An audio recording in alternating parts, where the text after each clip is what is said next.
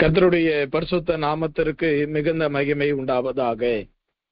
நாம் தொடர்ந்து அபிஷேகத்தினுடைய வல்லமை எப்படிப்பட்டது என்பதை நாம் தியானித்துக் கொண்டு வருகிறோம். கடந்த நாட்களில் கடைசியாய் எப்தாவை குறித்து ஆவியானவர் திட்டமும் தீர்க்கமாய் நம்மத்தில் இடைப்பட்டார். அபிஷேகத்திற்கு முன்பு எப்தாவின் வாழ்வில் காணப்பட்ட 5 குறைபாடுகள், அபிஷேகத்திற்கு பின்பு எப்தாவின் வாழ்க்கையில் காணப்பட்ட 5 நிறைவுகள் என்று சொல்லி, அபிஷேகத்திற்கு முன்பு எப்தா, அபிஷேகத்திற்கு பின்பு எப்தா என்று சொல்லி ஆண்டவருடைய வார்த்தையை ஒரு வித்தியாசமான விதத்தில் தியானிக்க எல்லாம் உள்ள தெய்வம் இரக்கம் பாராட்டினார். ஏன் இந்த அபிஷேகத்தை பற்றி பேசிக்கொண்டே வருகிறேன்? 1 நாளாகமம் 29:11 இந்த மாதத்தின் நம்மளுடைய வாக்குத்தத்தம். அதுல கர்த்தாவே வல்லமை உம்முடையது என்று வேதத்திலே வாசிக்கிறோம். அபிஷேகம்தான் ஆவிக்குரிய மனிதனுடைய ஒரு வல்லமையாய் காணப்படுகிறது. ஜெபத்தின் வல்லமை, ஜெபம் வல்லமையுள்ளதா இருக்க வேண்டுமானால் என்ன செய்ய வேண்டும் என்று பேசினேன். அதன் பின்பு கர்த்தருடைய பிரதான இரக்கத்தினால் அபிஷேகத்தின் மூலமாக தேவனுடைய மனிதர்கள் எப்படி வல்லமையாக மாறுகிறார்கள், அபிஷேகம் ஒரு மனிதனை எப்படிப்பட்ட வல்லமையாக மாற்றுகிறது என்று சொல்லி ஆண்டவருடைய வார்த்தையை தொடர்ந்து நாம் தியானித்துக் கொண்டு வருகிறோம். பல தலைப்புகளை பேசியிருக்கிறேன். இன்றைக்கும் கூட ஆதியாகமத்தின் புஸ்தகம் 41 அதிகாரம் 38வது வசனம். ஆதியாகமம் 41:38. அப்பொழுது பார்வோன் தன் ஊழியக்காரரை நோக்கி, தேவ ஆவியை பெற்ற இந்த மனுஷனை போல வேறு ஒருவன் உண்டோ என்றான். தேவ ஆவியை பெற்ற இந்த மனுஷனை போல வேறு ஒருவன் உண்டோ என்று பார்வோன் கேட்கிறான். இது யோசேப்பை குறித்து சொல்லப்படுகிற ஒரு அருமையான அழகான திருவார்த்தை. இந்த வார்த்தையில் நாம் கவனித்து பார்க்க வேண்டிய ஒரு வரி என்னவென்றால், தேவ ஆவி என்று நாம் வேதத்திலே வாசிக்கிறோம். தேவ ஆவி ஒரு மனிதனுக்குள் இருந்தால் அவர்கள் எப்படிப்பட்டவர்களாய் இருப்பார்கள்? அபிஷேகம் ஒரு மனிதனுக்குள் இருந்தால் அவர்கள் எப்படிப்பட்டவர்களாய் இருப்பார்கள்? அபிஷேகம் உங்களுக்குள் எனக்குள் இருந்தால் அவர்கள் எப்படிப்பட்டவர்களாய் மாறுகிறார்கள்? கர்த்தருக்கு சித்தமானால் ஒரு 7 குறிப்புகளை நான் சொல்கிறேன். நேரமும் சமயமும் வாய்க்குமானால் ஒரு 7 குறிப்புகளை சொல்றேன். இதெல்லாம் நம்ம கிட்ட இருக்குதா, இல்ல இந்த அபிஷேகத்தை நாம் தவறுதலாய் பயன்படுத்துகிறோமா, இல்ல அபிஷேகத்தை பயன்படுத்தாமல் இருக்கிறோமா என்கிறதை நான் சற்று நிதானித்து பார்க்க வேண்டிய காலகட்டம் இதுதான். எனவே இந்த வார்த்தைகளை கவனத்தோடு ஜெபத்தோடு கேளுங்கள். கர்த்தர் உங்களை ஆசீர்வதிப்பார். தேவ ஆவியை பெற்ற யோசேப்பு. இந்த தேவ ஆவியை பெற்ற யோசேப்பினுடைய வாழ்க்கை எப்படி காணப்படுகிறது? இந்த யோசேப்பை பற்றி நம்மளுக்கு எல்லாருக்கும் தெரிந்ததுதான். வீட்டுல எல்லாராலையும் பகைக்கப்பட்டவன், குழியில போடப்பட்டவன், திரும்ப தூக்கி எடுக்கப்பட்டு பார்வோன் இடத்துல அங்க எகிப்துல விற்கப்படுகிறான். மீதியானுடைய கருத்துல அங்க பணத்திற்காக விற்கப்பட்டு அதன் பின்பு அங்கு பாவத்திற்கு அடிமையாக்கப்படாமல் பாவத்தை ஜெயித்தான். ஆனால் அநீதியான ஒரு குற்றச்சாட்டு அவன் மேல் வந்தது. சிறையிலே ஆக்கப்பட்டான். திரும்ப கர்த்தர் அவனை வெளியில கொண்டு வந்தாரு. அவனை எகிப்திற்கு அதிபதியாய் மாத்தினார். இது யோசேப்பினுடைய கதை, ஒரு நிகழ் சம்பவம். ஆனால் இந்த யோசேப்பினுடைய வாழ்க்கையில கவனிக்க வேண்டிய மிக முக்கியமான ஒரு சம்பவம் இருக்குது. தேவ ஆவியை பெற்ற இவனை போல் வேறு ஒரு மனுஷன் உண்டோ? இந்த வார்த்தையை வைத்து ஒரே வரியில சொல்லணும்னா, யோசேப்பை போல அங்கு ஒரு மனிதனும் கிடையாது. அபிஷேகம் உங்களுக்குள்ள எனக்குள்ள இருந்துச்சுன்னா, நம்மளை பார்க்கிறவர்கள் உங்களை போல ஒரு ஆளை பார்க்கறதுக்கு நான் கொடுத்து வைத்திருக்கணும்னு சொல்லுவாங்க. அநேக ஊழியர்களை பார்த்து நாம் சொல்லுகிறோம், அநேக தேவ பிள்ளைகளை பார்த்து நாம் சொல்லுகிறோம். நம்மளை பார்த்து சொல்லுவார்கள், இல்ல அவங்க கொஞ்சம் டிஃபரெண்டான ஆளு. இஸ்ரவேல் ஜனங்களை பார்த்து பிழையாமின் காலத்துல ஒரு வார்த்தை சொல்லுகிறார், இவர்கள் ஜாதிகளோடு கலவாமல் தனித்து வாசம் பண்ணுகிறார்கள், இவர்களுடைய நடவடிக்கை விகற்பமாய் இருந்தது, வித்தியாசமாய் இருக்கிறது. அப்ப அபிஷேகம் இருந்துச்சு. தேவனோடு உள்ள ஒரு மனிதனுடைய அபிஷேகம், தேவ ஆவியை பெற்ற ஒருவருடைய அடையாளம் என்ன அப்படின்னா, சாதாரணமாய் சொல்லணும்னா மற்றவர்களுக்கும் தனக்கும் எப்பொழுதும் ஒரு வித்தியாசத்தை வைத்துக் கொள்வார்கள். 10ஓடு 1 11 சொல்லி இவங்க அதுல போய் பங்கெடுக்க மாட்டாங்க. 11 பேரும் இயேசுவோடு கூட இருந்தாங்க. ஆனால் யூதாசு தனக்குத்தான் ஒரு வேறுபாடை வைத்தான். அது சாத்தானின் ஆவி படைத்தவன். ஆனால் இயேசு எல்லாரோடும் இருந்தார். ஆனால் அவரை பாவிகளோடு இருந்தாலும் பாவம் செய்யல, தன்னை பிரித்து வைத்தார். காரணம், தேவ ஆவி அவர் மேல் இருந்தது. எனவேதான் பார்வோன் சொல்லுகிறான், தேவ ஆவியை பெற்ற இவனை போல் ஒருவனும் இல்லை. அப்படி தேவ ஆவி நம்மளுக்குள்ள இருந்துச்சுன்னா உங்களை பார்த்து என்னை பார்த்து உலகத்தார் இந்த சாட்சியை சொல்லுவார்கள். கர்த்தருடைய பரிசுத்த நாமத்திற்கு மகிமை உண்டாகட்டும். தேவ ஆவி ஆனவர் நமக்குள் இருந்தால் முதலாவது நம்மளுடைய வாழ்க்கையில என்ன சம்பவிக்கும்? நாம் எப்படிப்பட்டவர்களாய் இருப்போம்? இல்லாவிட்டால் தேவ ஆவி ஆனவர் ஒரு மனிதனுக்குள் இருந்தால் அவர்கள் எப்படிப்பட்டவர்களாய் இருப்பார்கள்? முதலாவது ஃபர்ஸ்ட் பாயிண்ட், ஆதியாகமம் 37 அதிகாரம் 3வது வசனம். ஆதியாகமம் 37:3. இஸ்ரவேலின் முதிர் வயதிலே யோசேப்பு தனக்கு பிறந்ததினால் இஸ்ரவேல் தன் குமாரர் எல்லாரிலும் அவனை அதிகமாய் நேசித்து அவனுக்கு பலவரமான அங்கியை செய்தான். இஸ்ரவேல் அவனை நேசித்தான். தேவ ஆவியானவர் நம்ம மேல இருந்தார்னா தேவன் முதலாவது நம்மளை நேசிக்கிறவராய் காணப்படுவோம். நம்ம ஆண்டவரை நேசிக்கிறது அது அடுத்தது. உலகத்துல ஒரு மனுஷன் போய் இங்க இயேசுவை பிடிக்குமானா பிடிக்கணுமா, மாதாவை பிடிக்குமானா அவங்களையும் பிடிக்கணுமா, அவங்களுடைய தெய்வத்தை பிடிக்கணும் அதுவும் பிடிக்கணுமாங்க.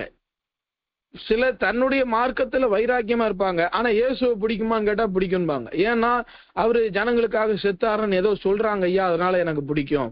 நான் அப்பப்ப இந்த கிறிஸ்டின் கோயிலுக்கெல்லாம் போவேன், அங்க போனா எனக்கு ஏதோ மனதுல ஒரு அமைதி கிடைக்கும், அதனால இயேசுவை எனக்கு பிடிக்கும். உங்க மார்க்கத்தை விட்டு வாங்கினா வரமாட்டாங்க, ஆனால் அவங்களுக்கு இயேசுவாமி பிடிக்கும். இயேசுவை எல்லாருக்கும் பிடிக்கும். இயேசுவுக்கு நம்மளை பிடித்து இருக்கிறதா? கடவுளை எல்லாருக்கும் பிடிக்கும், கடவுளுக்கு நம்மளை பிடித்திருக்கிறதா என்பதுதான் இன்றைய கேள்வி.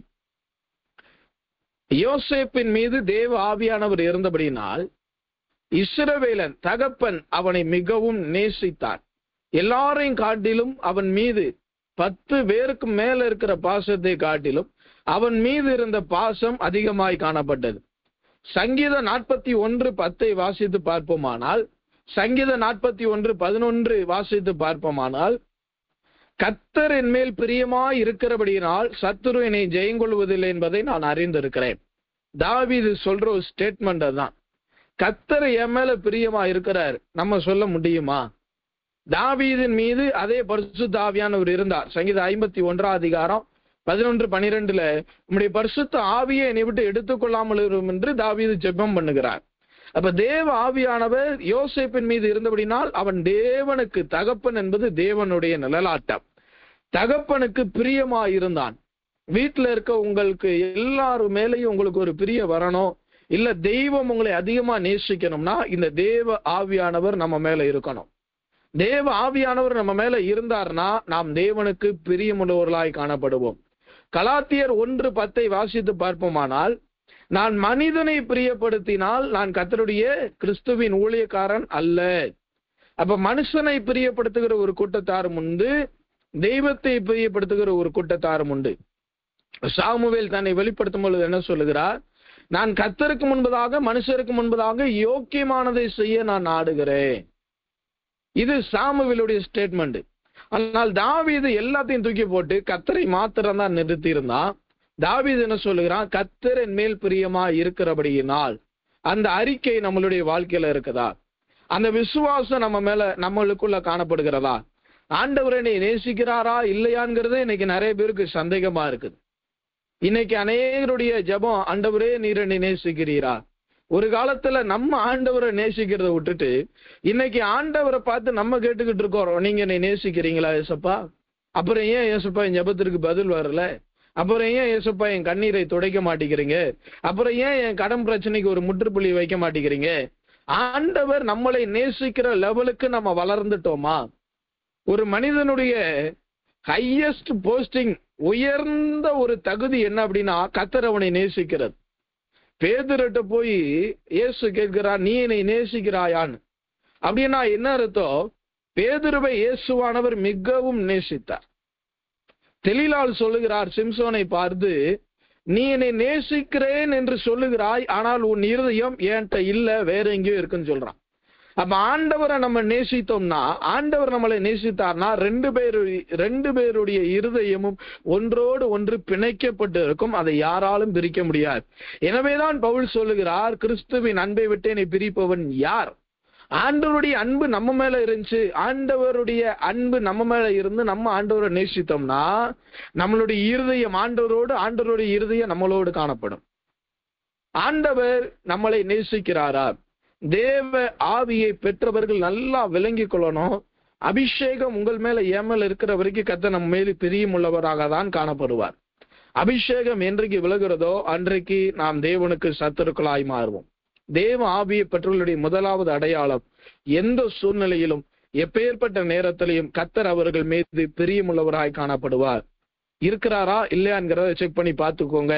ஒருவேளை இருந்தார்னா இன்னும் அந்த அன்பின் ஆழத்திற்குள்ள போகணும். இல்லை அப்படின்னா திரும்ப அந்த அன்பின் லெவலுக்கு நம்ம கடந்து வரணும். இரண்டாவது, தேவ ஆவியை பெற்றிருந்தால் இரண்டாவது என்ன அடையாளம்? அதே ஆதியாகமத்தின் புஸ்தகம் 37ஆம் அதிகாரம் 2வது வசனம். ஆதியாகமம் 37:2 கடைசி வார்த்தையை வாசிக்கிறேன். அவர்களுடைய துன்மார்க்கத்தை தன் தகப்பனுக்கு சொல்லி வருவான். தேவ ஆவியை பெற்றவர்களுடைய ஒரு அடையாளம் என்ன அப்படின்னா, தன்னோடு இருக்கிற சகோதரர்கள், சகோதரிமாரர்கள், ஊழியக்காரர்கள், விசுவாசிகள் யாருடைய துன்மார்க்கத்தையும் யாருகிட்டையும் போய் சொல்ல மாட்டாங்க. தகப்பன் இடத்துல சொல்லி வருகிறான். இந்த தகப்பன் என்பது எதை காண்பிக்கிறது? ரோமர்களின் நிருபத்திலே நாம் வாசித்து பார்க்கும் பொழுது அப்பா பிதாவே என்று அழைக்கக்கூடிய புத்திர சுவிகாரத்தை தேவன் நம்மளுக்கு கொடுத்திருக்கிறார். அப்படியானால் நம்மளுடைய தகப்பன் இயேசுவானவர். நம்மளுடைய பிதாவானவர் ஆதியும் அந்தமும் ஆயிருக்கிறவர். ஒரு ஊழியனுடைய குறைவுகள், குற்றங்களை நாம் மற்றவரிடத்திலே போய் சொல்லி இல்லாவிட்டால் மற்றவர்களிடத்திலே போய் தூற்றி கொண்டு இருப்போமானால் நம்மளுடைய தேவ ஆவியானவரை நம்ம வெளியில துரத்தி விடுகிறோம் என்ற அர்த்தம். உங்களோடு உடன் பிறந்த சகோதர சகோதரிகள் இந்த அபிஷேகத்தின் மூலமாய், ஞானஸ்தான சத்தியத்தின் மூலமாய், உபதேசத்தின் மூலமாய் கிறிஸ்துவின் ஐக்கியத்தில் பிறந்த எந்த ஒரு ஆண்மகனையும், எந்த ஒரு தாய்மார்களையும், சகோதரிகளையும் நாம் குற்றப்படுத்தி அவர்களுடைய துன்மார்க்கத்தை, அவர்களுடைய குற்றங்களை, அவர்களுடைய குறைகளை நம்ம வேற யார்கிட்டையாவது போய் சொல்லிக்கிட்டு இருந்தோம்னா நம்ம தேவ ஆவியானவரை நம்ம நஷ்டப்படுத்தி போடுகிறோம்னு அர்த்தம். தேவ ஆவியானவர் நம்மளுக்குள்ள இல்ல. அப்படி இல்லை அப்படின்னா நம்ம போய் மற்றவங்கள்ட்ட சொல்றோம் அப்படின்னுடைய அர்த்தம் என்ன தெரியுமா? ஒண்ணு தேவ ஆவியானவர் அபிஷேகம் நம்மள்ட்ட அடிபட்டு போயிடுச்சுன்னு அர்த்தம். இல்லை அப்படின்னா அந்த அபிஷேகத்தை மீறி நம்ம போய் பாவம் செஞ்சுட்டு இருக்கிறோம்.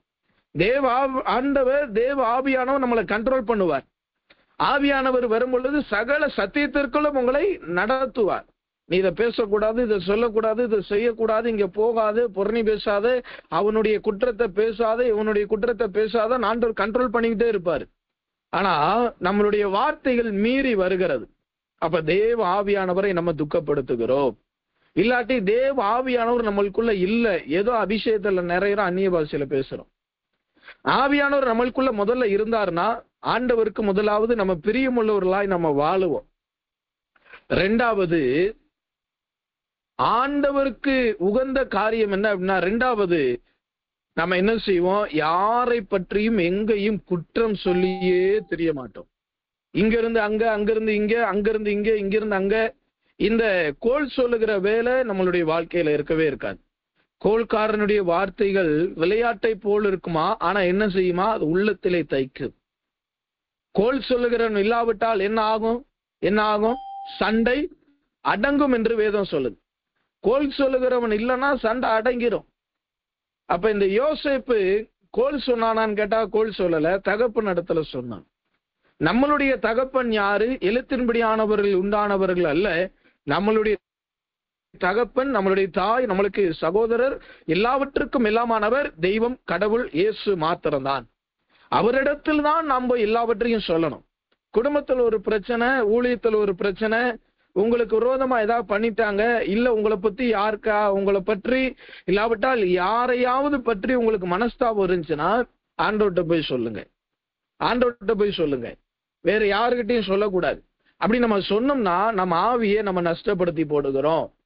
ஆவியானவரை நம்ம துக்கப்படுத்துகிறோம். இல்ல இந்த தேவ ஆவியானவர் எனக்கு வேணான்னு சொல்லி அவர் வெளியில விரட்டி விடுகிறோம். யாக்கோபு 4:12 என்ன சொல்லுகிறது? மற்றவனை குற்றப்படுத்த நீ யார்? ரோமர் 12:1 என்ன சொல்லுகிறது? மற்றவர்களை குற்றவாளியாய் தீர்க்க நீங்கள் யார்? அவன் விழுந்தாலும் எழுந்தாலும் எஜமானனுக்குரியவன். வெளிப்படுத்தின விசேஷம் என்ன சொல்லுகிறது? இரவும் பகலும் தன் சகோதரர்கள் மீது குற்றப்படுத்துகிறவன் தாழ தள்ளப்பட்டு போவான் என்று வேதம் சொல்லுது.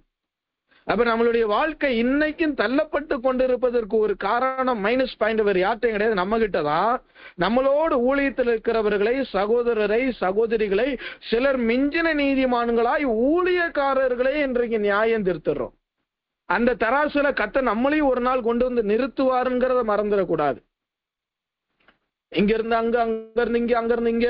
நான் ஒரு சபையில இருந்தப்ப நடந்த சம்பவம். நான் ஒரு சபையில இருந்தப்ப அந்த சபையில 2 வாலிப பிள்ளைங்க உட்காந்து ஞாயிறு ஆராதனையில உட்காந்து பேசிக்கிட்டே இருந்திருக்கிறாங்க.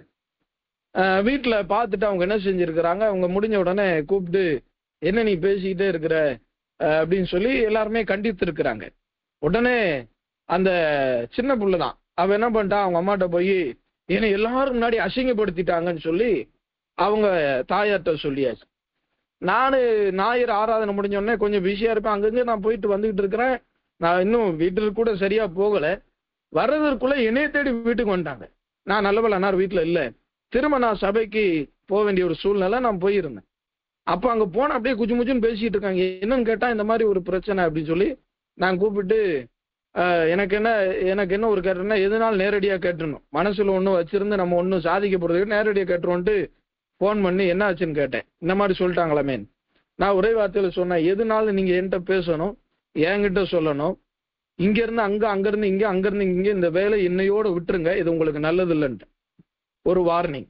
அதோடு நம்மளோடு பேசுகிறது, நம்மளை பற்றி சொல்லுகிறது எல்லாமே முடிந்தது. ஆனால் அதன் பின்பு நடந்தது என்னன்னா, அவங்களுக்கு பயங்கரமான ஒரு தண்டனை தேவ சமூகத்துல இருந்து வந்தது. ஏன் இந்த காரியத்தை சொல்ற? இன்னைக்கு அநேகருடைய வேலை இங்க இருந்து அங்க, அங்க இருந்து இங்க, இங்க இருந்து போன, அங்க இருந்து போன. இதை யாரையும் குற்றப்படுத்துவதற்காய் அல்ல, நம்மளுடைய ஜீவியம் இதுல மாட்டிக்கொண்டிருக்கிறதாங்கிறத நிதானித்து பார்க்கணும். ஒருத்தரை பற்றி நாம் பேச போறதுக்கு முன்னாடி நம்ம நிதானிக்கணும், நம்ம ஒரு காலத்துல எப்படி இருந்தோம். ஒருவேளை ஆண்டவர் நம்மளுடைய குற்றங்களை எல்லார் இடத்திலும் தூற்றி தெரிந்திருந்தால் நம்ம இன்னைக்கு இந்த நல்ல வஸ்திரம் உடுத்தி நல்ல ஒரு மனிதரை போல நம்ம உட்கார்ந்து இருக்க முடியுமா? அன்பு சகல பாவங்களை மூடும். கர்த்தருடைய அன்பு, தேவ ஆவியானவர் எங்க இருக்கிறாரோ அங்க கர்த்தருடைய அன்பு இருக்கும். கர்த்தருடைய அன்பு உங்களுக்குள்ள எனக்குள்ள இருந்துச்சுன்னா எல்லாருடைய பாவங்களை மூடி மறப்போம். அப்படி இல்லைன்னா ஆண்டவர்கிட்ட போய் சொல்லுவோம், இவங்க செய்யறது இப்படி, இவங்க செய்யறது இப்படி எனக்கு பிடிக்கல. ஆண்டவர்கிட்ட சொல்லுவோம். ஆண்டவர் அதற்கு ஒரு தீர்மானத்தை கொடுப்பார். இல்லைன்னா அவங்களை விட்டு நம்மளை என்ன செய்வார்? கர்த்தர் பிரித்து விடுவார். தேவ ஆவியை பெற்றவனுடைய 2வது அடையாளம் சகோதரருடைய துன்மார்க்கத்தை, குற்றத்தை கூட அல்ல, துன்மார்க்கம். அவர்களுடைய மார்க்கமே ஒரு துன்மார்க்கமா இருக்குது. ஒன்றுக்கும் உதவாத பாவிகளா இருந்தார்கள். அந்த பாவத்தை கொண்டு போய் வேற எங்கேயும் சொல்லல, அவன் தகப்பன்ட்ட சொன்னான். தேவ ஆவியை பெற்றவர்கள் நாம் நம்மளோடு இருக்கிறவர்களுடைய துன்மார்க்கத்தை வேறு யார்கிட்டையும் சொல்லக்கூடாது. இன்னும் ஒருபடி மேல போய் சொன்னா, கூட இருக்கிற கணவன் மனைவியிட்ட கூட அந்த காரியத்தை சொல்லக்கூடாது. தேவனிடத்தில் மட்டும்தான் சொல்லணும். அப்படி சொன்னாதான் தேவ ஆவியானவர் நமக்குள்ள இருக்கிறாரு, அவரை நம்ம சரியா யூஸ் பண்றோம்னு அர்த்தம். இது 2வது. 3வது, தேவ ஆவியானவர் உங்களிடத்தில் எனக்குள் இருந்தால் நம்மளுடைய வாழ்க்கையில் என்ன சம்பவிக்கும்? அதே ஆதியாகமம் 33ஆம் அதிகாரம் கவனிப்போம். ஆதியாகமம் 33ஆம் அதிகாரம் 13வது வசனம். ஆதியாகமம் 33:13. அதற்கு அவன் பிள்ளைகள் மன்னிக்கணும். அதே ஆதியாகமத்தின் புஸ்தகத்தில் நாம் வாசித்து பார்க்கும் பொழுது யோசேப்பை பார்த்து இஸ்ரவேலன் சொல்லுகிறான், நான் உன்னை சகோதரரிடத்திற்கு அனுப்புவேன், நீ வா என்று அவனை அழைக்கிறான். உடனே அவன் அங்கிருந்து கடந்து போய் ஆதியாகமம் 37:14 மன்னிக்கணும், ஆதியாகமம் 37:14 13 வாசிக்கிறேன்.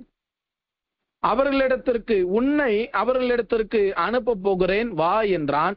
அவன் இதோ போகிறேன் என்றான். ஆதியாகமம் 37:13. அவர்களிடத்திற்கு உன்னை அனுப்புவேன், வா என்றான். அதற்கு இதோ நான் போகிறேன் என்று சொன்னான். தேவ ஆவியானவர் உங்களுக்குள்ள எனக்குள்ள இருந்தார்னா நம்ம என்ன செய்வோம்? ஆண்டவர் எங்க அனுப்பினாலும் நம்ம போய் ஊழியம் செய்வதற்கு ஆயத்தமா இருப்போம். சகோதரர்கள் இவனை பகைத்தார்கள் என்று யோசேப்புக்கு ஏற்கனவே தெரியும். ஆனால் யோசேப்பு என்ன செய்யல, தகப்பன்ட்ட போய் நான் போக மாட்டேன் வைக்க மாட்டேன்லாம் சொல்லல. அவன் உடனடியாக அதற்கு கீழ்ப்படிந்து போகிறான். ஒரு இடத்துல ஒரு வீட்டு கூட்டம் நடத்தினப்ப ஒரு சில முக்கியமான விசுவாசிகள் அந்த வீட்டு கூட்டத்துல காணும். எங்கன்னு கேட்டா அவங்க வீட்டுக்கா, நான்லாம் வர முடியாது. சரின்னு இந்த விசுவாசி வீட்டுல வந்து கூட்டத்தை நடத்தினா அங்க இருந்த விசுவாசிகள் இங்கே காணும். என்னன்னு கேட்டா அவங்க போன வாரம் என் வீட்டுக்கு வரல. இது தேவ ஆவியை பெற்றவர்களுடைய அடையாளமே கிடையாது. ஆனா அந்நிய பாஷையில பேசினா சபை 2000 அந்த அளவுக்கு பேசுவாங்க. இன்னைக்கு நம்மளுடைய ஜீவியம் எப்படி இருக்கிறது? தேவ ஆவியை பெற்றவர்களுடைய அடையாளம் என்னன்னா, என்ன பாடு வரட்டும், என்ன உபத்திரம் வரட்டும், என்ன நாசம் மோசம் நஷ்டம் துன்பம் துயரம் வரட்டும், என்னை பகைக்கிறவர்கள் நடுவில நான் போய் ஊழியம் செய்வேன். இதுதான் யோசேப்பினுடைய வல்லமை. தேவ ஆவியை பெற்றவனுடைய அடையாளம் என்ன தெரியுமா? சகோதரர்கள் அவனை பகைக்கிறார்கள் என்று தெரிந்த பொழுது கூட யாக்கோபுக்கும் தெரியும் யோசேப்பை சகோதரர்கள் பகைக்கிறார்கள் சொல்லி. அதெல்லாம் மேட்டரே கிடையாது. தேவ சித்தம் நிறைவேறுவதற்கு நாம் உபத்திரத்தின் வழிதான் போகணும். நான் உபத்திரவப்பட்டது நல்லது, ஆகியாலும் அது பிரமாணங்களை கற்றுக்கொண்டேன். கொஞ்ச காலம் பாடு அனுபவிக்கிற நீங்கள் என்று வேதம் சொல்லுகிறது. நீ இடுக்கத்தின் வாசல் வழியால் உட்பிரவேசிக்கிறவர்கள் சிலர். இந்த கிறிஸ்தவ மார்க்கமே ஒரு இடுக்கமான வாசல் தான், ஒரு இடுக்கமான ஒரு ஊழியம் தான். பாடுகள் நிறைந்த வழியில தான் நம்ம போய் இந்த காரியத்தை செய்யணும். எபிரேயர் 11:25 நாம் வாசித்து பார்க்கும் பொழுது, மோசே தேவ ஜனங்களோடு பாடு அனுபவிப்பதை தெரிந்து கொண்டான். அதனாலதான் கர்த்தர் அவனை அடக்கம் பண்ணுகிற அளவிற்கு அவன் உயரினான். எனக்கருமையான தேவனுடைய ஜனமே, யாத்ராமம் 3:10 வாசித்து பார்க்கும் பொழுது, இஸ்ரவேல் ஜனங்களை விடுவிக்க உன்னை அனுப்புவேன் வா என்று ஆண்டவர் மோசையை அழைக்கிறார். ஏசாயா 6:8 வாசிக்கும் பொழுது, யாரை நான் அனுப்புவேன், யார் நமது காரியமாய் போவான் என்று சொன்ன உடனே எல்லாமுள்ள தெய்வம் சொல்லுகிறார் நான் போகிறேன் என்று சொல்லி. ஆண்டவருக்கு தெரியாதா சிலுவை பாடுகள் ஒன்று? உலக தோற்றத்துக்கு முன்பதாகவே அவர் அடிக்கப்பட வேண்டிய தீர்மானம் இந்த வேதாகமத்தில் இருக்கிறது. ஆனால் ஆண்டவர் அந்த பாடுகள் எல்லாம் பெருசா எடுக்கல. இந்த யோசேப்பின் காரியத்துல கவனித்து பார்க்க வேண்டிய மற்றொரு பகுதி என்ன?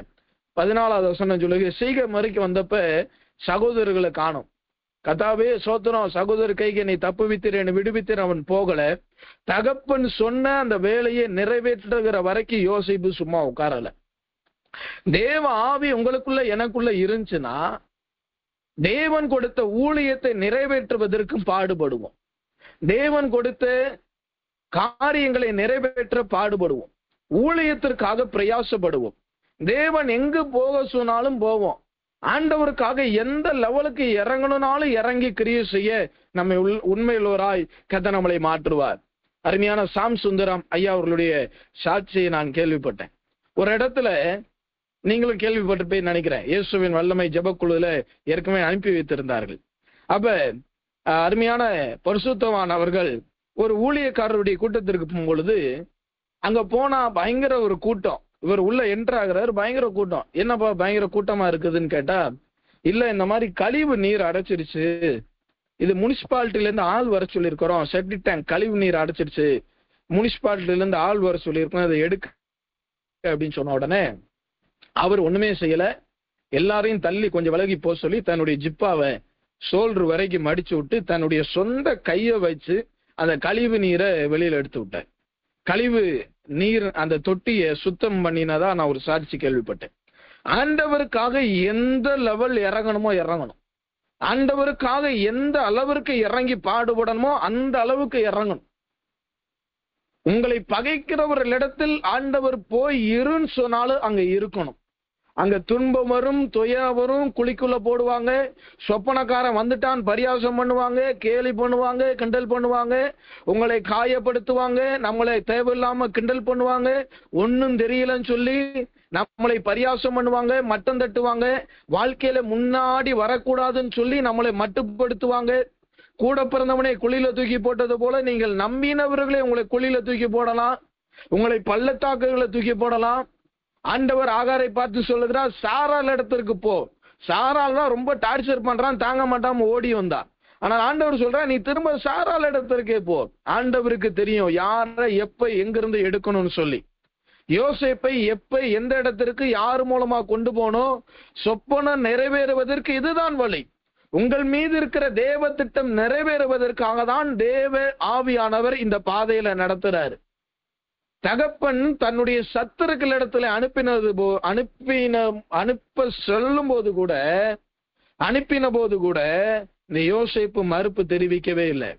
சிலுவை காட்சிகள் கண்முன்பதாக இயேசுவுக்கு வந்து போனது கூட ஆண்டவர் இந்த சிலுவையை எனக்கு வேண்டாம் என்று சொல்லல. பிரசங்கம் பண்றது ஈஸி பிரதர், கடைபிடிக்கிறது தான் கஷ்டம்னா நான் அது இல்லைன்னே சொல்லல. துன்பத்தின் நடுவில் நடப்பது கொஞ்சம் கஷ்டம்தான். ஆனால் பைபிள் என்ன சொல்ல தெரியுமா? நான் துன்பத்தின் நடுவில் நடந்தாலும் நீர் அங்கேயும் என்னை உயிர்ப்பிக்கிறேன். அப்ப என்ன அர்த்தம்? துன்பத்தின் நடுவில் நீங்க நானும் மட்டும் போகல, நமக்குள் மரணம், சோர்வு, ஆவிக்குரிய மரணமாகிய சோர்வு வரும் பொழுது, மனசோர்வு வரும் பொழுது ஆவியானவர் நம்மளை உயிர்ப்பிக்க நம்ம கூட தான் இருக்கிறார். எங்க இருக்கிறாரு? துன்பத்தின் நடுவுல தான் இருக்கிறார். நம்ம அவரை பார்க்கறது இல்ல. கர்த்தருடைய பரிசுத்த நாமத்திற்கு மகிமை உண்டாவதாக. தேவ ஆவியை பெற்றவர்களுடைய மூன்றாவது அடையாளம், எந்த பாடுகளின் நடுவிலே ஆண்டவருக்காக போக சொன்னாலும் போவோம். அது இல்லை, இது இல்லை, அப்படி இல்லை, இப்படி இல்லை, இல்ல இதெல்லாம் நம்ம பேசணும்னா ஆவியானவரை எங்கேயோ மிஸ் பண்ணிட்டோம். இல்ல நம்ம ஒரு பக்கத்துல போய்கிட்டு இருக்கோம், அவர் ஒரு பக்கத்துல அமர்ந்து இருக்கிறார் என்பதனுடைய அர்த்தம். இது மூணாவது. நாலாவது, ஆதியாகமம் 39:9. நாலாவது தேவ ஆவியை பெற்றவர்களுடைய நான்காவது அடையாளம் என்ன? ஆதியாகமம் 39:9 எல்லாருக்கும் தெரிந்த வசனம் தான். இப்படி இருக்க நான் இத்தனை பெரிய பொல்லாங்குக்கு உடன்பட்டு தேவனுக்கு விரோதமாய் பாவம் செய்வது எப்படி என்று சொல்லுகிறான். தேவ ஆவியானோர் நமக்குள்ள இருந்தார்னா நாலாவது அடையாளம், தேவ ஆவியானோர் நமக்குள்ள இருந்தார்னா நம்ம எப்படிப்பட்டவர்களா இருப்போம்னா பாவத்தை ஜெயிக்கிறவர்களா இருப்போம். 1 யோவான் 5:18 சொல்லுகிறது, தேவனால் பிறந்தவன் பாவம் செய்யான், பொல்லாங்கன் அவனை தொடான். இன்னொரு வாசகம் எப்படியாய் சொல்லுகிறது, நீங்கள் பொல்லாங்கனை ஜெயித்தீர்கள் என்று வாலிபர்களுக்கு எழுதுகிறார்கள். அப்படியானால் தேவனால் பிறந்தவன், தேவ ஆவியை உடையவர்கள் பாவத்தை ஜெயித்தவர்களாயிருப்பார்கள். பாவம் வராது நான் சொல்லல, பாவம் எல்லா நேரமும் வரும். பிழையாமின் ஜீவியத்தை கவனித்து பாருங்க. மலை மேல ஏறிட்டான். மலை என்பது தேவனோடு உறவாடுகிற ஒரு ஐக்கியம். தேவனோடு போய் சேர்ந்துட்டாப்ல பிழையாம். ஆனா இந்த பிழையாம மலையிலிருந்து கீழே இழுப்பதற்காக டெய்லி ஒரு கூட்டம் போய்கிட்டே இருக்குது. ராஜா உன்னை கூட்ட வர சொன்னாரு, உன்னை கனம் பண்ண சொன்னாரு, உன்னை எல்லாருக்கும் மேலாக அதிபதியா வைக்க சொன்னாரு. இப்படி ஒவ்வொரு கூட்டமும் டெய்லி போகுது. நான் போய் கத்தட்ட கேட்கிறேன்மா, திரும்பி வருவான், திரும்ப வருவான், கத்தட்ட கேட்கிறேன்மா, திரும்ப சபிக்கிறேன்மா, தண்ணியே எரியாம ஆசீர்வதிப்பா, திரும்பி பொண்ணும் வெள்ளி உமக்குறி எனக்கு வேண்டான்னு சொல்லுவான், திரும்ப அதன் மேல ஒரு ஆசை வருகிறது. பாவம்ங்கிறது நித்தம் நம்மளோடு போராடும். இந்த பாவம் என்பது எப்ப நம்மளை விட்டு வெளியேறும்னா, நம்மளுடைய சரீரத்துல மூச்சு காற்று என்றைக்கு நிற்கிறதோ அன்றைக்கு தான் இந்த பாவம் நம்மளிடத்துல போராடாது. கையில இருக்கிற நகத்தை பாருங்க, இந்த நகத்தை வெட்டுன உடனே வளராம இருந்துருதா? அது வளரதான் செய்கிறது, ஆட்டோமேட்டிக்கா வளர்ந்துருது. அதுக்கு நம்ம தண்ணி ஊத்துறோமா, உரம் போறோம், ஒண்ணும் கிடையாது, ஆட்டோமேட்டிக்கா வளருது. அதுக்காக வளரட்டும் நம்ம அதை விட்டு வச்சிருக்கோமா? சில பிள்ளைங்க, சில வாலிப பிள்ளைங்க, வாலிப தம்பிமார்கள் கை பார்த்தோம் விரலை காட்டிலும் நகம் தான் பெருசா இருக்கும், பக்கத்துல போகவே பயமா இருக்கும், நம்ம கண்ண குத்தி போடுவாங்களான்னு. ஆனா அது கூட ஒரு ஸ்டைல்னு சொல்றாங்க. அதெல்லாம் உலக பிரகாரமான ஆவி, அதெல்லாம் விட்டு எறிந்தணும். சிலருக்கு இந்த நகத்துல அதை இதை போடுறது ஒரு மயக்கம், அது உலக மயக்கம், லௌகீக இச்சை என்று பரிசுத்தவான்கள் சொல்வார்கள். இந்த நகத்துல போய் இது கத்தர் கொடுத்த சரீரம், இதை கண்டதையும் போட்டு நம்ம தீட்டுப்படுத்திக்க கூடாது, அதை நம்ம நினைவில் வைத்துக் கொள்ளணும். இதுல போய் பிளாஸ்டிக்கை ஒட்டுறது, இதுல போய் இந்த பெயிண்ட் அடிக்கிறது, செவத்துக்கு சுண்ணாம்பு அடிச்ச மாதிரி நகத்துல போய் சிவப்பு கலர் மஞ்சள் கலர் பெயிண்ட் அடிக்கிறது, இதெல்லாம் இது சரீரத்தை நாம் அழகுபடுத்துவதை காட்டிலும் ஆவிக்குரிய வாழ்க்கையை அழகுபடுத்துவது மேன்மையா இருக்கும். காரியத்திற்கு வருகிறேன். அப்ப இந்த பிழையாமை பாருங்க, கடைசியில வழிவழகி போயிட்டான். இந்த நகத்தை வெட்ட வெட்ட எப்படி தானாய் வளருகிறதோ அதே மாதிரி பாவத்தை அழிக்க அது ஆட்டோமேட்டிக்கா வளர்ந்துகிட்டே தான் இருக்கும். அதை முற்றிலுமாய் வேரோடு பிடுங்கி போட முடியாது. இந்த பூமியில இருக்கிற வரைக்கும் பாவம் போராடதான் செய்யும். இயேசுவினிடத்திலே மலையில போய் உபவாசத்துல இருக்கிறார், அங்க சாத்தான் போராடினான். நான் ஏற்கனவே சொன்னது போல ஆபிரகாமுக்கு 99 வயது. அப்ப ஆண்டவர் சொல்றார், நீ எனக்கு முன்பதாக உத்தமனாய் நடந்து கொண்டிரு, எனக்கு முன்பதாக நடந்து உத்தமனாயிரு. அப்ப 99 வயதிலையும் பரிசுத்தம் தேவை. 70 வயசு ஆயிடுச்சு, நீ நான் என்ன பாவம் செய்ய போறேன்லாம் சொல்ல முடியாது. 99 வயதுலயும் பாவம் போராடதான் செய்யும். இந்த மண்ணான சரீரம் மண்ணுக்குள்ள என்னைக்கு போகிறதோ அன்றைக்கு நாம் பாவத்தை ஜெயித்து பரலோகத்திலே தேவனுடைய முகத்தை தரிசிக்கிற பரிசுத்தவான்களாய் நாம் காட்சியளிப்போம். அப்ப தேவ ஆவி இந்த யோசேப்புக்குள்ள இருந்தபடியினால பாவம் அவனிடத்துல வந்தது, பாவம் அவனை ஜெயிக்கல, அவன் பாவத்தை ஜெயித்தான். பாவத்தை ஜெயிக்க 3 வழி சொல்றேன். ஒன்னு, யோசேப்பை போல பாவத்தை விட்டு ஓடி விடுங்கள், அந்த இடத்தை விட்டு ஓடிடணும். ரெண்டாவது என்ன செய்யணும்? ரெண்டாவது என்ன செய்யணும்? பாவம் வரும் பொழுது, இஸ்ரவேல் ஜனங்கள் பாவம் செய்த பொழுது அவன் பட்டயத்தை எடுத்து உருவி அவர்களை குத்தி கொன்று போட்டான். ஒன்னு பாவத்தை விட்டு ஓடணும், இல்லாட்டி பாவத்தை கொலை செஞ்சு போடணும், இல்லாட்டி இயேசுவானவர் சாட்டையை எடுத்து அந்த தேவ ஆலயத்தில் அக்கிரமம் பண்ணிறவர்கள் அடித்து விரட்டினது போல பாவத்தை விரட்டுங்க. ஒன்னு பாவத்தை விட்டு ஓடணும், இல்ல பாவத்தை விரட்டணும். அப்படியே இல்லை அப்படின்னா பாவத்தை கொன்று போடணும். எதிர்த்து நிற்க, ரத்தம் சிந்துபடி எதிர்த்து நில்லுங்கள் என்று வேதம் சொல்லுகிறது. அப்ப தேவனால் பிறந்தவன், தேவ ஆவியை உடையவர்கள் பாவம் செய்யார்கள். பாவம் வராமலாம் இருக்காது. எந்த நேரத்துல நாள் வரும், எப்படிப்பட்ட நேரத்து நாள் வரும். போவாசை பாருங்க, அவளுடைய வாழ்க்கையிலையும் பாவம் போர்வைக்குள் வந்த போது கூட போவாஸ் தவறு செய்யல. நகோமி கொடுத்த ஆலோசனை அவ்வளவு, ஆனால் அவன் எந்த விதத்திலையும் அக்கிரமக்காரனா இல்லை. கர்த்தருடைய நாமத்திற்கு மகிமைப்படுவதாக. அதனாலதான் போவாஸ் தேவனுக்கு நிழலாட்டமாய் பேசப்படுகிறான். தேவனால் பிறந்தவன் பாவம் செய்யா. தேவ ஆவி உடையவனுடைய 4வது அடையாளம் என்ன அப்படின்னா, அவர்கள் பாவத்தை முற்றிலும் ஜெயங்கொள்ளுகிறவர்களா இருப்பார்கள். பொல்லாங்கன் அவனை தொட்டான், ஒருவேளை தொட்டாலும் அவன் பொல்லாங்கனை ஜெயிக்கிறவனாய் காணப்படுவார்கள். இது 4வது ஸ்டெப். 5வது, ஆதியாகமம் 41:13. ஆதியாகமம் 41:13 வசனம். தேவ ஆவியை பெற்றவர்களுடைய 5வது அடையாளம் என்ன? ஆதியாகமம் 41:13 நாம் வாசித்து பார்க்கும் பொழுது, அவன் எங்களுக்கு சொன்ன அர்த்தத்தின்படியே நடந்தது. இங்கதான் யோசேப்பினுடைய வரங்கள் செயல்படுது. அபிஷேகம் நம்மளுக்குள்ள இருந்துச்சுன்னா ஆட்டோமேட்டிக்கா வல்லமை வரம் தானா செயல்பட ஆரம்பிச்சிடும். அபிஷேகம் நம்மளுக்குள்ள இருக்குதா? இருந்துச்சுன்னா உங்களுடைய வல்லமை, உங்களுடைய கிருபைகள் ஆட்டோமேட்டிக்கா செயல்பட ஆரம்பிச்சிடும். ஸ்தேவானுக்குள் அபிஷேகம் இருந்தபடினால் அவன் வல்லமையுள்ளவனாய் மாறினான். அப்போஸ்தலரின் மீது ஆவியானவர் இறங்குற வரைக்கும் சாப்பிடுறது, ராபோஜனம் எடுக்கிறது, ஜோம் பண்றது, தூங்குறது, சாப்பிடுறது, ராபோஜனம் எடுக்கிறது, ஜோம் பண்றது, இதேதான் வேலை.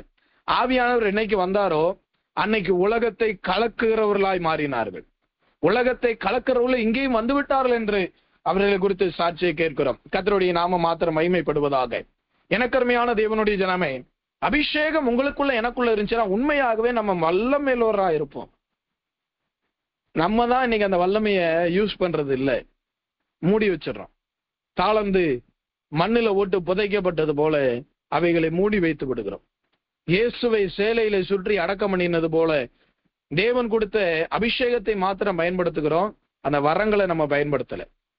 கலாத்தியர் எழுதின நிருபத்துல கொரிந்தியர் நிருபத்திலே வாசிக்கும் பொழுது, ஒருவனுக்கு ஆவியும் அதே ஆவி அவனுக்கு ஞானத்தின் வரத்தை கொடுக்கிறது, வேற ஒருவனுக்கு அதே ஆவி குணமாக்கும் வரங்களை கொடுக்கிறது. ஒவ்வொரு வரத்திற்கு மேலும் ஆவி ஆவி என்று சொல்லப்படுகிறது. அப்ப ஆவியானவர் எங்கெல்லாம் இருக்கிறாரோ அங்கெல்லாம் வரங்கள் ஆட்டோமேட்டிக்கா செயல்படும். நீங்க செக் பண்ணி பாருங்க, உங்களுக்குள்ள என்ன வர இருக்கு நீங்க தட்டி எழுப்புங்க. ஒண்ணு சொப்பனத்துக்கு அர்த்தம் சொல்லுவீங்க, இல்ல சொப்பனம் பார்ப்போம், தரிசனம் பார்ப்போம், இல்ல விடுதலை ஆக்குவோம். நீங்க ஜெபிச்சா உடனே பரலோகம் திறக்கப்படும். இதெல்லாம் அற்புதம் செய்யும் சக்தி. நீங்க ஜோமன்னா மழை வரும், மழை நிற்கும். இதெல்லாம் எங்க பிரதர் நடக்குதுங்கிறீங்களா? நடக்கும். விசுவாசிக்கிறவனால் எல்லாம் கூடும். அபிஷேகம் தேவ ஆவி யோசேப்பின் மேல இருந்ததுனால 5வது அவன் வரங்கள் செயல்பட்டு அவன் சொன்னபடியே நடந்தது. நம்ம என்ன சொல்றோமோ அதான் நடக்கும். அவன் சொன்ன அர்த்தத்தின்படியே, சொப்பனத்துக்கு அர்த்தம் சொல்லுகிற அந்த கிருபை உடையவனாய் வரமுடையவனாய் காணப்பட்டான். இந்த நாள்ல வரங்கள் நம்மளுக்கு ரொம்ப தேவை. வரங்களை பயன்படுத்தணும், வரங்களை விட்டுறாதீங்க. கர்த்தருக்கு சித்தமானால் இந்த வரங்களை குறித்து வருகிற நாள்ல, கர்த்தருக்கு சித்தமானால் நேரமும் காலமும் சமயம் வாய்க்குமானால் அதை பற்றி பேச ஆசைப்படுகிறேன். 6வது தேவ ஆவி பெற்றவனுடைய 6வது ரொம்ப மிக முக்கியமான அடையாளம். அடுத்து ஒரே ஒரு பாயிண்ட் சொல்லி முடித்து நம்ம ஜெபிக்க போகிறோம். 6வது, ஆதியாகமம் 50:17, நீர் எங்களுக்கு மன்னிக்க வேண்டும் என்று சொன்னார்கள், அதற்கு யோசேப்பு அழுதான் என்று வேதத்திலே வாசிக்கிறோம். தேவ ஆவி உங்களுக்குள்ள எனக்குள்ள இருந்துச்சுன்னா, நம்மளோடு போராடினவர்களை, நம்மளோடு மனக்கசப்பு வைத்தவர்களை நாம் மன்னிக்கிறவர்களாய் காணப்படுவோம். மன்னிப்புனா சாதாரண மன்னிப்பு இல்ல, நான் உன்னை மன்னிச்சுட்டேன் போயிட்டு வா, அப்படி அல்ல. நீங்க ஏன் உங்ககிட்ட பேச மாட்டேங்கிறீங்க? நானும் மன்னிச்சுட்டேன், என் மனசுல எல்லாம் எந்த பாரமும் இல்ல. இது மன்னிப்பே கிடையாது, இது மன்னிப்பே கிடையாது. அழுதான். அவன் பாருங்க எப்படி தேம்பி தேம்பி அழுகிறான். அவன் சத்தமிட்டு அழுதான், குமுறி குமுறி அழுகிறான். அவன் பயங்கர கூச்சலிட்டு அழுகிறான். இவங்க எனக்கு ஏதாவது தீங்கு செஞ்சிருவான்னு பயந்துகிட்ட போய் சொல்றாங்க.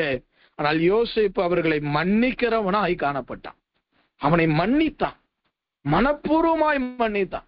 உங்களோடு என்னோடு வைராக்கியம் வைத்திருக்கிறவர்களை மனப்பூர்வமா மன்னிச்சிட்டோமா? ஆவியானவர் மன்னிக்க எத்தனையோ முறை வாய்ப்பு கொடுத்திருக்கிறாரு, அதை பயன்படுத்தல. உங்க சொந்தக்காரங்களோடு, சில ஊழியர்களோடு, நான் உணர்கிறேன் சில நண்பர்களோடு உங்களுக்கு சரியான ஒரு மனஸ்தாபம், காரணமே இல்லாத மனஸ்தாபம். நீங்க போய் அவங்களை மனப்பூர்வமா மன்னிங்க. அதுதான் உங்க ஆசீர்வாதத்துக்கு தடையே. யோசேப்பு உயர்ந்த பிறகு 12, 11, 10 பேர் வந்து பொத்துன்னு காலில் விழுந்தப்ப அவன் நினைச்சிருந்த அத்தனை பேரையும் வெட்டி வீழ்த்தி இருந்திருக்கலாம். ஆனால் தேவ ஆவி அவனுக்குள்ள இருந்ததுனால, யோசேப்பின் மீது தேவ ஆவியானவர் இருந்தபடினால் சரியா நடத்தினாரு. அவன் அவர்களை எந்த தீங்கும் செய்யல, அவர்களை மன்னித்தான். யோசேப்பு சொல்லு இல்லாம ஒருத்தனையும் கையும் காலும் நாவை கூட அசைக்க கூடாது, அந்த அளவுக்கு ஸ்ட்ரிக்டா ஆர்டர் போட்டாரு பார்வோன்னு. யோசேப்பு நினைத்திருந்தா ஒரு விரலை காட்டினா அத்தனை பேர் அன்னைக்கு க்ளோஸ். என்னைவாடா குழியில போட்டையே அப்படின்னு பழி வாங்கணும்னு நினைச்சிருந்தான்னா அவன் அன்னைக்கே ஒளிந்தான்.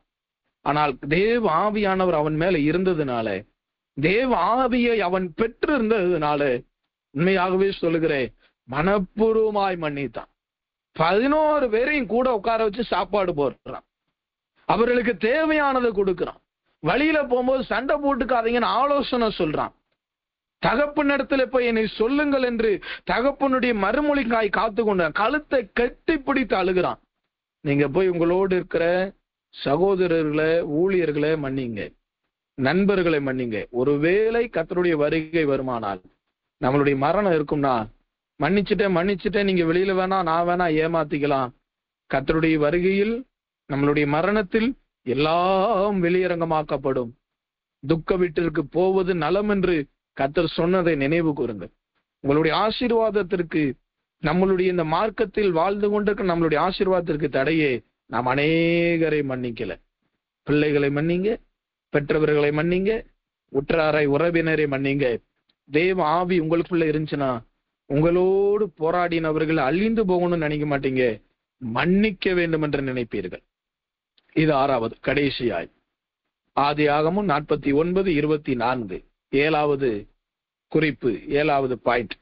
ஆதியாகமம் 49:24, அநேகர் அவனை மனம் அடிவாக்கும்படி அவன் மீது அம்புகளையும் வில்களையும் வெய்தார்கள். யோசேப்பின் வில் உறுதியாயிருந்தது. என்ன சோதனை வந்தாலும் இந்த மார்க்கத்துல நீங்களும் நானும் உறுதியாயிருப்போம். அழைத்த அழைப்புல உறுதியாயிருப்போம். கர்த்தர் கொடுத்த தரிசனத்துல உறுதியாயிருப்போம். இந்த பெந்தைக்கோஸ்தை மார்க்கம் என்பது உறுதியாயிருக்க வேண்டிய மார்க்கம். காற்றில் அசைகிற நாணனை போல அங்கேயும் இங்கேயும் அசைகிற மார்க்கம் அல்ல. கொஞ்ச நாள் இந்த சபை, கொஞ்ச நாள் அந்த சபை, இது நிலையில்லாத ஆவி. கொஞ்ச நாள் உலகம், கொஞ்ச நாள் சபை, இதுவும் நிலையில்லாதது. கொஞ்ச நாள் பாவம், கொஞ்ச நாள் பரிசுத்தம், இதெல்லாம் தேவ ஆவியானவருடைய அடையாளமே கிடையாது. தேவ ஆவியை பெற்றவர்களுடைய 7வது அடையாளம் என்னன்னா, ஸ்டாண்டர்டா இருப்பாங்க, உறுதியா இருப்பாங்க, ரொம்ப ஸ்ட்ராங்கா இருப்பாங்க. என்ன வியாதியா வந்து பாரு, போராட்டமா வரட்டும், பிரச்சனையா வரட்டும், கலக்கமா பிசாசா வரட்டும், என்னன்னாலும் வரட்டும், அவனுடைய வில் உறுதியாயிருந்து உறுதியுள்ளவர்களாயிருங்கள். யோசேப்பின் மீது இருந்த தேவ ஆவி அவனுக்கு கொடுத்த 7வது கிருபை, அவன் உறுதியுள்ளவனாயிருந்தான். கண்களை மூடுவோம், ஜெபிப்போம். ஆண்டவரே, இந்த 7 குறிப்பையும் நான் முதல்ல இருந்து சொல்லிடுறேன். தேவ ஆவி நம்ம மேல இருந்துச்சுன்னா, முதலாவது தகப்பனுக்கு ஆண்டவருக்கு பிரியமானவர்களாய் காணப்படுவோம். இரண்டாவது, சகோதரர்களுடைய துன்மார்க்கத்தை தகப்பனிடத்திலே சொல்லி வந்தான். தேவன் மட்டும் நம்மளுடைய குறைவுகளை குற்றங்களை சொல்லுவோம். மூன்றாவது, நான் அனுப்புவேன், சத்துருக்களின் நடுவில் பகைக்கிறவர்கள் நடுவில் நான் அனுப்புவேன் சொன்னப்ப யோசிப்பு எந்த மாறுத்தரும் சொல்லாமல் தைரியமாய் போனான். ஆண்டவருக்காக எந்த இடத்துலையும் எந்த லெவலுக்கும் நம்ம இறங்கி கிரிய செய்யணும். நாலாவது, அவனை பாவம் மேற்கொள்ளவில்லை, பாவத்தை அவன் மேற்கொண்டான். தேவனுடைய ஆவியை பெற்றவர்கள், தேவனால் பிறந்தவன் பொல்லாங்கனை ஜெயிக்கிறார்கள். ஐந்தாவது, அவனோடு தேவ ஆவி இருந்தபடினால் அவன் வரம் பெற்றவனாய், சொப்பனத்திற்கு அர்த்தம் சொல்லுகிற வரம் பெற்றவனாயிருந்தான், சொப்பனம் பார்க்கிற வரம் பெற்றவனாயிருந்தான். ஆறாவது, மனப்பூர்வமாய் மன்னித்தான். ஏழாவது, வில்லை எய்தார்கள், அவன் வில் உறுதியாயிருந்தது. இன்னும் சொல்லிக்கொண்டே போகலாம், நேரம் இல்ல, கண்களை மூடுவோம். இந்த 7ல உங்களுக்கும் எனக்கும் என்ன தேவை? ஏதாவது 1, 2 இருக்கலாம், இல்ல ஒரு 5, 6 இருக்கலாம், ஒண்ணு இல்லாமல் இருக்கலாம். பூரணவான் என்பதுதான் நம்மளுடைய மார்க்கம். பூரணமாவதற்காக தான் கர்த்தர் நம்மளை இந்த மார்க்கத்தில் வைத்திருக்கிறார். கண்களை மூடி ஜெபம் பண்ணுவோமா? எல்லாரும் ஜெபம் பண்ணுவோம். இந்த வார்த்தையை சொல்லி ஜெபம் பண்ணுவோம்.